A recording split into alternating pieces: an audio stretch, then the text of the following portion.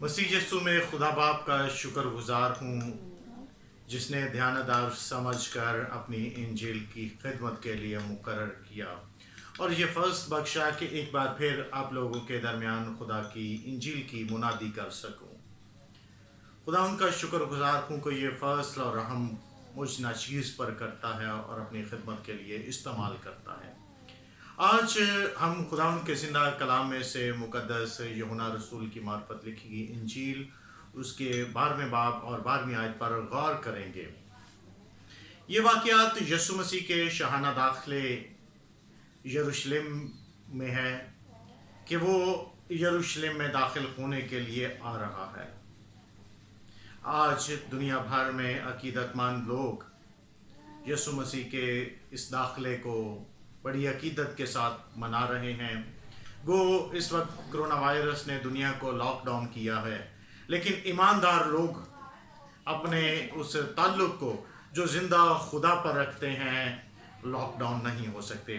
گو ساری دنیا بند ہے، لیکن خدا کا در اپنے لوگوں کے لیے کھلا ہے اور ہم جب چاہیں اپنی مناجات اس کے حضور میں پیش کر سکتے ہیں، اور یہ وقت ہے کہ ہم شکر گزاری کے لیے اس کے حضور میں آئیں۔ یہ واقعہ عید فصح کی رسم کے طور پر منانے کے لیے لوگ جو ہے یروشلم میں اکٹھے ہو رہے تھے، اور یسوع مسیح کے لازر کو زندہ کرنے کے بعد یسوع مسیح کی مخالفت یہودیوں میں اور بڑھ گئی تھی، اور وہ اس کوشش میں تھے کہ یسوع کو قتل کر دیا جائے، اور لوگ اس بات پر بحث کر رہے تھے کہ آیا وہ اس وقت یروشلم میں آتا ہے یا نہیں۔ عید فصح سے دو باتیں مراد ہیں، ایک بنی اسرائیل کا مصر کی غلامی سے آزاد ہونے کا تاریخی واقعہ، اور دوسرا اس واقعہ کی یادگاری میں ادا کی جانے والی رسم تھی۔ یہاں پر لوگ جو ہے یروشلم کے گرد و نواح کے گاؤں سے اکٹھے ہوئے تھے، ایک بڑی بھیڑ وہاں پر جمع تھی، اور وہ لوگ جو ہیکل سے دور تھے لیکن ہیکل کے خدا کے اتنے ہی قریب تھے۔ وہ اس میں یروشلم کے لوگ بھی شامل تھے، ایماندار لوگوں کی جماعت تھی کہ وہ وہاں پر موجود تھے، اور وہ یسوع کا استقبال کس طرح سے کرتے ہیں۔ جب انہوں نے سنا کہ وہ آیا ہے تو وہ اس کے استقبال کو نکلے اور کھجور کی ڈالیاں لیں اور اپنے کپڑے اس کے راستے میں بچھا دیے۔ کھجور کی ڈالیاں فتح مندی کا نشان ہے، جسے مکاشفہ میں بیان کیا ہے کہ ایک بڑی بھیڑ برہ اور تخت کے سامنے کھجور کی ڈالیاں لیے ہوئے کھڑی ہے۔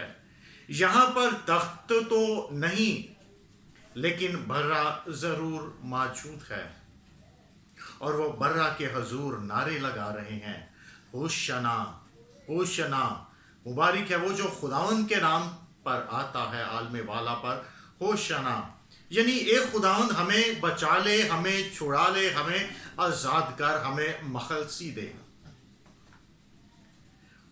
یہودی لوگوں کا یہ نظریہ تھا کہ بادشاہ جو آنے والا ہے وہ ہمیں رومی حکومت کی غلامی سے آزاد کرے گا، لیکن یسوع انسان کو گناہ کی غلامی سے آزاد کرنے کے لیے آیا تھا۔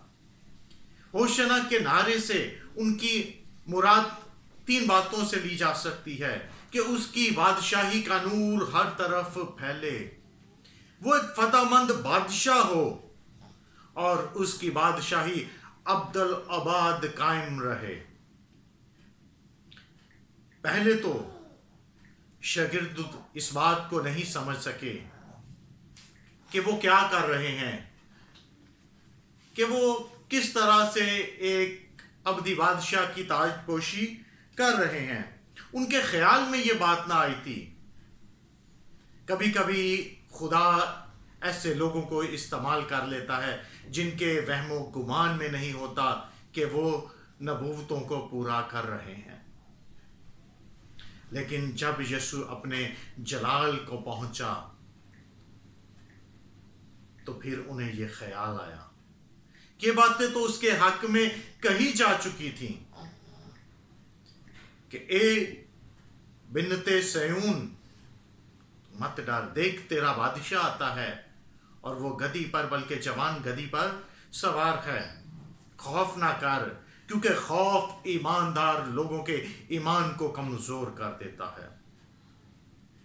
اور یسوع مسیح کے اپنے جلال پر پہنچنے کے بعد جب روح القدس شاگردوں پر آیا، تب وہ اس بات کو سمجھے کہ یہ باتیں اس کے حق میں کہی جا چکی تھیں۔ نبوتوں کا یاد ہونا ہمیں ہونے والے واقعات کو سمجھنے میں بہتر ثابت ہوتا ہے، اور ہونے والے واقعات ہمیں نبوتوں کی بات کو سمجھنے میں مددگار ہوتی ہیں۔ یقیناً یسوع جو ہے وہ یروشلم میں اس لیے آ رہا تھا تاکہ وہ اپنی ابدی بادشاہی قائم کر سکے اور گناہگار انسان کے کفارے کے لیے اپنے آپ کو پیش کر سکے۔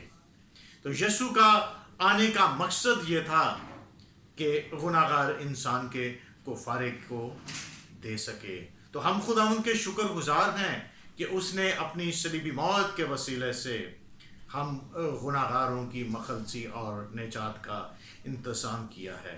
ہم اس کی موت اور صلیبی موت پر یقین رکھتے ہیں کہ وہ ہماری خاطر تھی۔ خداوند آپ سب کو اس کلام کے وسیلے سے برکت دے۔ خداوند کا شکر ہو، آمین۔